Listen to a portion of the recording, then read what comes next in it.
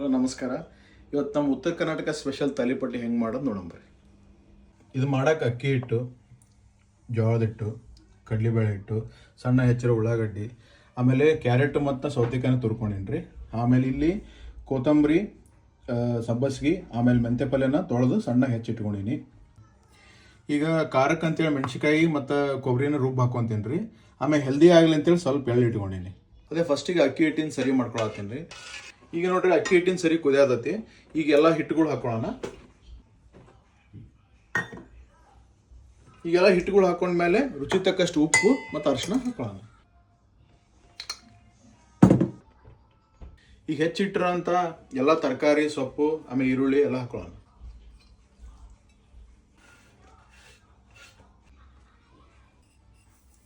ನೋಡ್ರಿ ಎಲ್ಲ ಹಾಕಿದ್ದನ್ನ ಕಲಸ್ಕೊಳಕತ್ತೀನಿ, ಆಯ್ತಾ.